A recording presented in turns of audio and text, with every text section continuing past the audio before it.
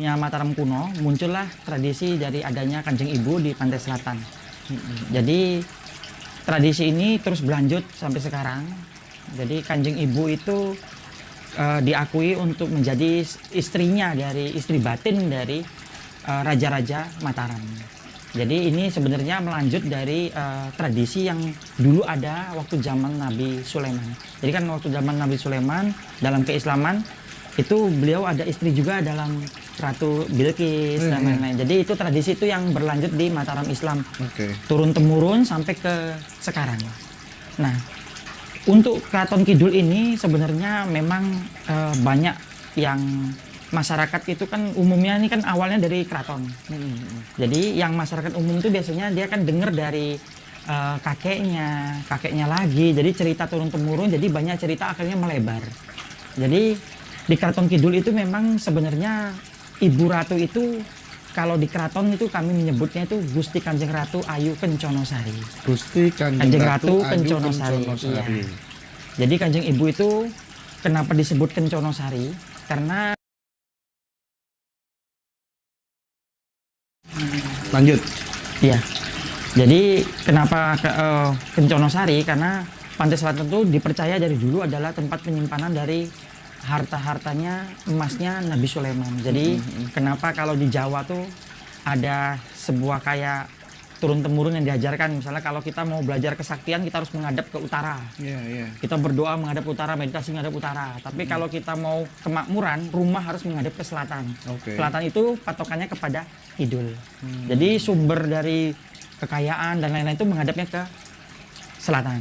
Nah, kalau dalam versi Mataram Islam agama untuk selatan itu sebenarnya karena istilahnya Kanjeng Ibu itu adalah utusannya Gusti Allah yang menjaga dari harta yang diturunkan. Jadi kan semua rezeki itu turun ke tiap orang, tapi ada rezeki spot-spot besar yang diturunkan. Jadi selatan itu adalah tempat spot besarnya. Gitu. Oke, Kanjeng Budi. Terkait dengan apa tuh namanya keberadaan sosok Ibu Ratu Pantai Selatan gitu ya. Berarti selama panjenengan bertugas di situ memang sosok itu terbukti ada. Iya. Karena juru kunci itu kalau untuk juru kunci itu dituntut untuk bisa ilmu dasar dari ilmu kejawaan, meraga sukma. Jadi Keraton Kidul itu tidak bisa kalau cuma dilihat dengan mata batin yang bisa nembus, dan itu tidak bisa. Tapi juru kunci harus keluar sukmanya menghadap ke ibu langsung. Jadi mereka tuh kan semua istilahnya kami ini dibekalin dengan tanda-tanda. Jadi kalau kami ada lencana. Jadi untuk masuk ke Keraton Kidul tuh ada lencana. Kalau saya ditaruh di tangan kanan dengan biasa yang kayak kejawen dan lain-lain, mereka seperti buku, seperti pengenal yang diperbarui per triwulan di dalam keraton. Nah, itu pun buku itu hanya bisa membawa mereka ke dalam halaman pertama atau disebut alun-alun. Nah, Keraton Kidul itu alun-alunnya itu ada dua. Setelah tembok besar, ada pintu-pintu banyak. Nah, untuk Keraton Kidul itu bentuknya seperti apa itu ditentukan oleh budaya, agama, dan kepercayaan orang tadi. Dia ngebentuk sesuai dengan orang itu. Misalnya orang Bali, dia kan bilang seperti Pura Bali besar dan lain-lain. Itu tidak salah, karena tradisi budayanya, agamanya tuh seperti itu. Tapi kalau misalnya dari kejawen, dia akan melihat seperti ada tembok besar istana yang banyak sekali pintu-pintu. Itu dari tradisi itu. Jadi ada orang juga yang dengan agama lain, percayaan lain, tradisi lain, dia melihat seperti istana yang sangat megah. Itu biasanya umumnya memang muncul seperti itu, mengikuti dengan tradisi budaya apa yang dianut oleh orang tadi. Karena goib itu ngikutin dia. Nah, Keraton Kidul itu sendiri kalau setelah pintu besar dijaga oleh penjaga itu kita masuk, itu ada alun-alun kiri dan kanan. Nah, dari situ yang biasanya juru kunci akan mengarahkan. Kalau orang yang masuk, kebanyakan tuh ngumpulnya di alun-alun itu. Tidak bisa masuk ke pintu kedua. Nah, biasanya kan ada orang bilang, kok di pantai pas berdoa. Kan kalau tradisinya selatan tuh berdoanya tuh biasanya hanya di Selasa Kliwon dan Jumat Kliwon. Jadi kalau pengusaha datangnya di Selasa Kliwon, kalau orang-orang spiritual datangnya di Jumat Kliwon. Mereka lakukannya cuma dua tradisi itu aja, Selasa Kliwon, Jumat Kliwon.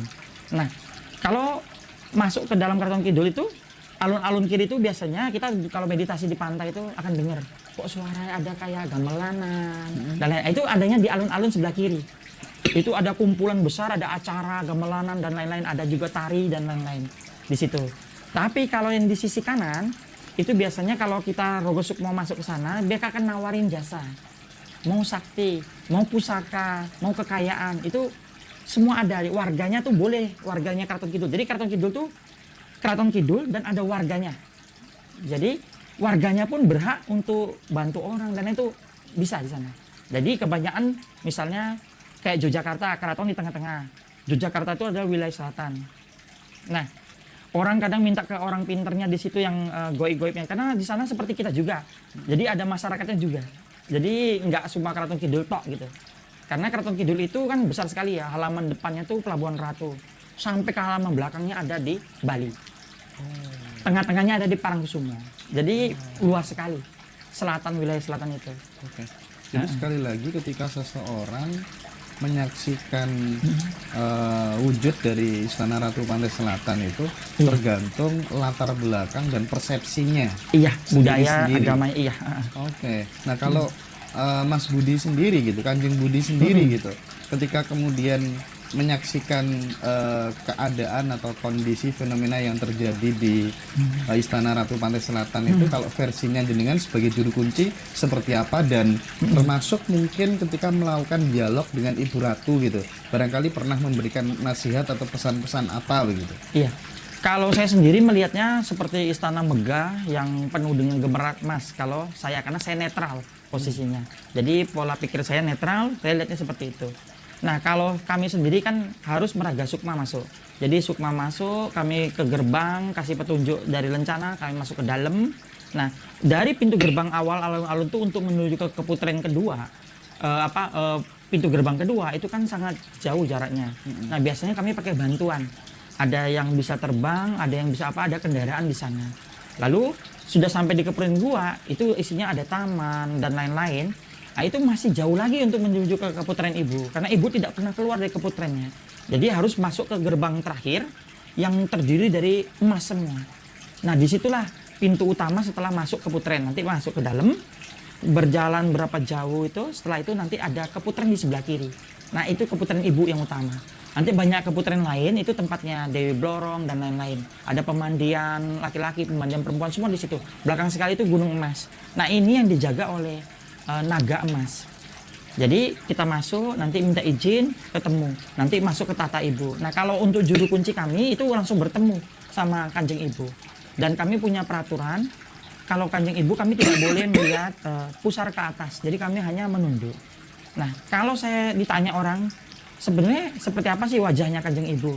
Nah, sebenarnya banyak sekali orang mau coba melukis wajah Kanjeng Ibu. Yang hampir mendekati itu Basuki Abdullah. Tapi ya, yang ada di Istana Negara fotonya dan lain-lain.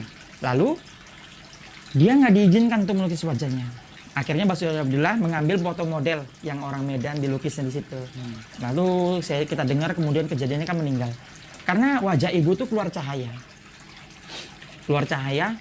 Jadi kami tuh tidak bisa melihat wajahnya kecuali memang diperuntukkan langsung yang dia mau melihat wajahnya. Karena Kanjeng Ibu tuh hanya utusan. Beliau itu hanya utusan, jadi beliau itu tidak menampakkan wajah secara utuh. Dan kami pun ada peraturan tidak boleh melihat pinggang ke atas. Jadi semua juru kunci abdi kinasi hanya melihat ke bawah di saat bertemu Kanjeng Ibu. Nanti Kanjeng Ibu pernah ngasih untuk saya untuk edukasi, karena kan selama ini orang tidak tahu tentang Kanjeng Ibu. Orang anggapnya selalu musyrik lah dan lain-lain. Pesugihan, makan nyawa dan lain-lain. Itu tidak seperti itu. Kanjeng Ibu sendiri karena sudah telanjur beredar di situ seperti ya sudahlah seperti apa gitu. Nah, cuma yang biasa nemuin orang ke pantai naik kereta yang katanya ada pakaian hijau itu hanya pembantu ibu, disebut Nyi Roro Kidul. Dia berusus keluar dan dia boleh bilang sebagai ratu karena di sana diizinkan gitu. Di sana susunannya sangat rapi, ada Rio Kidul yang mengatur ke dalam keraton, ada Nyi Roro Kidul yang keluar, ada Nyi Blorong yang memimpin semua pasukan. Dan mereka jenisnya pun berbeda. Kalau Nyi Blorong itu jenisnya siluman. Kalau Kanjeng Ibu itu disebut makhluk suci. Makanya wajahnya tuh keluar cahaya. seperti itu. Kanjeng Ibu itu makhluk yang suci gitu ya, Iya, utusan dia. utusan gitu. Jadi dia bukan manusia biasa, Bukan manusia dia. bukan manusia. Bukan, iya. Oke, oke, oke. Bukan manusia. Nah, kemudian begini, tadi Kanjeng Budi mengatakan bahwa muncul sejarah tentang Ratu Pantai Selatan itu awal Mataram Islam. Islam. Berdirinya awal masyarakat. Nah, kenapa sebelum awal Mataram Islam cerita itu tidak ada jika kemudian memang secara faktual kisah atau mitologi tentang Ibu Ratu Pantai Selatan itu benar-benar ada, Kanjeng Budi? Iya. Jadi dulu itu Mataram, sebelum Mataram Islam, semua tuh mengacunya kepada Gunung Merapi. Oh, oke. Karena Gunung Merapi itu adalah disebut dulu tuh kailasnya Dewa Siwa. Makanya kalau kita ketemu candi di Gunung Merapi pasti ketemunya Linggayoni. Candi lagi, Linggayoni lagi. Makanya Yogyakarta sekarang ini sangat kompleks. Ada satu garis lurus dari pantai selatan sampai ke Gunung Merapi. Nah, kenapa muncul sejarah ini? Dulu itu Mataram Islam berdiri di Mataram, di daerah ini sekarang ini sangat sulit karena goibnya tuh sangat berbeda. Karena goib gunung itu sangat mengerikan. Oke. Jadi pendiri dulu bertapa keliling. Dari Gunung Kidul dia keliling sampai akhirnya dia sampai di Pantai Parangtritis. Dia bertapa di sana untuk minta restu atau bagaimana untuk bisa menguasai alas ini tadi untuk buka keraton. Lalu Kanjeng Ibu terasa waktu beliau betapa, makanya ngutus utusannya nemuin ada mau apa dan lain-lain. Akhirnya terjadi suatu perjanjian ikatan bahwa kerajaan akan didirikan, dia akan bantu sampai besarnya Mataram, baru terjadi ini. Lalu ada versi lagi bahwa ini adalah untuk Melegitimasi. Iya, untuk Mataram Islam. Jadi cuma kalau bagi saya Keraton Islam, Keraton Kidul itu memang benar-benar ada. Karena saya kan terlalu banyak orang datang, saya bolak-balik masuk. Kayak sampai sekarang saya pegang peraturan kami nggak berani sekali. Karena kalau kami ini hidupnya harus tidak boleh macam-macam kalau untuk juru kunci. Karena untuk Pantai Selatan itu cuma ada 2, berkah atau celoko bagi kami. Jadi Berarti kayak minum bir apa itu nggak berani ya? kalau dipaksa gitu ya enggak sampai mabuk gitu. Oh, nggak salah Iya. mabuk gitu ya. Oh, Pak Kemarin- Heru yang bagian maksa ya? Iya, Iyalah. dikasih Pak Heru minum itu ya. sejak botol. Nah, Kanjeng Budi, untuk menjadi juru kunci itu kan tidak semua orang bisa sampai pada posisi itu gitu ya. Artinya tentu mungkin ada ritual-ritual dan tirakat-tirakat tertentu sebagai prasyarat pintu masuk sebagai juru kunci gitu. Iya. Bisa nggak sih di-share ke kita gitu seperti apa prosesnya gitu? Iya. Memang berat dulu awalnya saya tuh bertugas di Gunung Merapi. Oke. Jadi tugas saya masuk ke Keraton Merapi. Cuma beberapa waktu kemudian saya tertarik dipindah untuk ke selatan. Jadi awalnya saya nggak kenal Kanjeng Ibu. Jujur saya dulu hanya tahu karena saya mengajar Siwa Buddha, saya hanya tahu Dewa Siwa dan Buddha, itu aja. Akhirnya kan ini pengertian baru bagi saya tentang Iya. Kanjeng Ibu. Kok ini hanya Islam yang ada gitu, nah yang di Siwa Buddha tidak ada gitu Iya, kan dulu. iya. Akhirnya saya coba main ke pantai. Saya lihat loh, kebetulan saya dulu kan belajar, akhirnya memiliki kemampuan untuk melihat alam lain gitu. Jadi alam itu kan sangat banyak, jadi alam jin dan lain-lain. Lalu saya lihat kok di pantai ini ada goibnya berbeda dengan yang ada di gunung. Berarti nggak salah nih, saya pikir yang saya belajar di agama bahwa ada jin darat, ada jin laut dan lain-lain. Akhirnya tertarik saya. Lalu mulai saya ikut berdoa. Saya kan bisa, ini saya coba masuk ke keraton nggak bisa. Saya nembung berapa kali minta supaya kenal. Akhirnya suatu saat ibu restui. Saya disuruh berangkat ke Gunung Kidul. Ada satu pantai Ngobaran. Tapi karena Ngobaran itu posisinya rame orang, saya disuruh masuk ke pantai yang ujungnya. Sebelahnya tuh kalau nggak salah Nguyahan gitu.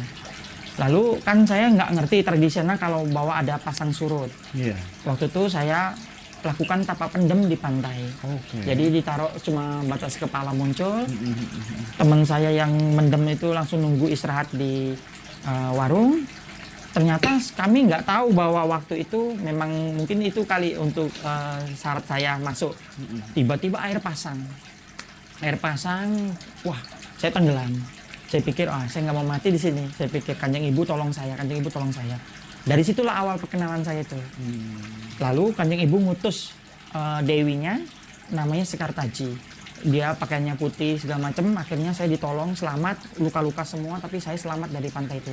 Semenjak itu saya punya kemampuan bisa berhubungan sama mereka. Nah sebenarnya ada rahasia dari seorang juru kunci, tapi ini saya nggak bisa bicarakan. Jadi juru kunci itu harus ada pendamping dari Keraton Kidul, baru dia bisa masuk total sampai ke keputaran belakang. Ya. Kalau saya kebetulan kan didamping oleh Sekartaji, gitu. Jadi sebenarnya itu yang kalau diungkap tuh biasanya beberapa tokoh kan marah gitu karena tidak bisa itu dan lain-lain. Jadi karena saya lebih modern, saya jadi bilang bahwa ada pendamping itu yang membawa kita bisa masuk ke dalam. Iya. Gitu. Namanya pendamping itu kan dia seperti soulmate gitu kan ya. Iya, betul. Bisa nggak sih kita sebagai juru kunci melakukan hubungan intim dengan pendamping itu gitu? Ini saya akan sisihin dulu yang ini. Saya bicara tentang kemampuan Rogo Sukmo. Jadi ilmu Rogo Sukmo Jawa itu ada tingkatan. Ada yang Rogo Sukmo hanya keluar aja. Ada Rogo Sukmo yang bisa ngerasa. Kalau dia udah mencapai tingkatan meraga sukma dengan merasa, dia bisa melakukan hubungan apa aja dengan makhluk gaib. Begitu. Baru yang ini saya tarik bisa terjadi. Iya. Ada yang tertarik jadi juru kunci? Sebenarnya bukan juru kunci aja ya. Semua orang yang melakukan membina diri bisa melepas sukma, bisa mencapai titik merasakan sukmanya, bisa merasakan, dia bisa melakukan apa aja. Bahkan merasuk ke orang lain. Pertanyaannya levelnya saya naikkan sedikit. Bisa nggak orang tertentu gitu ya, gus tertentu, pimpinan mursyid torikot tertentu gitu, melakukan hubungan intim itu dengan Bunda Ratu Kidulnya langsung? Kira-kira sebagai juru kunci, bagaimana tanggapan panjenengan? Apakah percaya atau itu sesuatu yang mustahil gitu? Kalau untuk Ibu Ratu sendiri tidak. Tapi kalau untuk utusannya bisa. Jadi saya kasih tahu ini dulu. Ibu Ratu adalah penguasa tertinggi dari sana. Dia punya banyak sekali dewi-dewi yang boleh mengaku dia di luar. Memang diizinkan? Iya, memang seperti itu. Karena Kanjeng Ibu tidak akan keluar dari keputrennya. Makanya raja kami, Sinuhun Pakubono, itu ada satu tempat pertemuan khusus yang disebut Songgobono. Songgobono itu sudah tidak dipakai saat meninggalnya Pakubono, almarhum Pakubono 10. Jadi mereka masuk ke dalam situ, meninggalkan jasadnya di dalam situ, rohnya sukmanya baru masuk ke Keraton Kidul atau ibu sendiri datang ke sana. Nah, jadi Kanjeng Ibu itu utusannya, dewi-dewinya itu boleh mengaku sebagai Ibu Ratu. Makanya lebih dikenal di luar Nyi Roro Kidul adalah Ibu Ratu. Iya. Di sana banyak, ada Nyi Roro Kidul, Nyi Blorong, Nyi Rio Kidul, Nyi Purnamasari, Nurmalasari, Kumalasari, Mayangsari, Nogogeni, banyak sekali. Bajunya beda-beda. Ada yang merah, ada yang putih, ada yang oranye. Dan dia seperti itu. Sedangkan ibu sendiri bajunya yang biasa beliau gunakan warnanya deep blue. Laut yang paling dalam. Pokoknya kalau Ibu Ratu tuh ciri khasnya tuh bukan kayak muncul ada kereta kencana gitu, enggak. Tapi kalau dia muncul selalu ada emban yang megang bokor. Itu selalu kemana ibu pergi dia tuh mendampingi. Gitu ya? Iya. Gini Kanjeng Budi, ketika kemudian kita mendengar banyak kisah gitu ya, ada bapak-bapak yang kemudian katanya menjadi kuli atau dipekerjakan di Istana Ratu Pantai Selatan selama berbulan-bulan dan kemudian bisa kembali ke dunia lagi, ke bumi lagi untuk melanjutkan kehidupan seperti layaknya manusia biasa begitu ya. Kisah-kisah seperti itu menurut Kanjeng Budi real, nyata bisa terjadi atau itu hanya cerita yang tidak bisa dipertanggungjawabkan gitu? Kemungkinan itu nyata bisa terjadi seperti itu. Soalnya saya pernah ngalamin yang Kanjeng Ibu kasih perintah bawakan uang ini ke sini. Saya kan nggak tahu, uangnya nggak ada, tapi saya cuma terima titah, bawakan uang ini ke sini jumlahnya. Saya hanya nunggu di rumah, tiba-tiba orang datang nganterin uang, jumlahnya sama dan saya antar ke sana. Jadi hal yang seperti itu pasti terjadi, karena hal ini aja gampang terjadi. pernah dikasih emas banyak waktu itu, koin-koin emas, itu disuruh buang ke pantai Ngobaran sekian. Enggak, itu cara memberitahunya Kanjeng Budi gimana ceritanya gitu? Kalau saya masuk ke dalam, saya masuk ke dalam kan ketika ngadep, sedang meditasi gitu. iya sukmanya keluar, Oke, sukmanya keluar. sukmanya keluar. Jadi pokoknya kalau mau ngadep ibu tuh harus sukma keluar, bukan pakai ngelihat itu Oh enggak. iya. Jadi Malam sukma hari kah? bebas. Kalau sukma Bebas. keluar tuh bisa di waktu kapan saja. Sambil ngobrol gini juga sukma bisa keluar. Biasanya orang-orang tertentu yang punya niat tertentu dengan ngobrol begini dia keluarkan sukma untuk mempengaruhi orang di depannya, itu juga seperti itu. Makanya ilmu Jawa tentang rogo sukma itu luar biasa. Oke. Iya sih. Luas. Raga Sukma itu sebenarnya awalnya saya nggak percaya, cuman ada subscriber saya kan ya, yang dikerjain sama mantan narasumber saya lewat Raga Sukma itu kan ya, Iya. digauli lewat jarak jauh Oh, iya. dan terasa Betul. anjing nggak itu kira-kira? Memang jujur Pak, saya ini dari Pulau Nias. Saya dulu bekerja di Jakarta. Saya udah bekerja, lalu leluhur saya bilang, tinggalin semua pekerjaan, tinggalin semuanya. Tirakat di tanah Jawa. Ternyata untuk mempelajari tentang Meraga Sukma.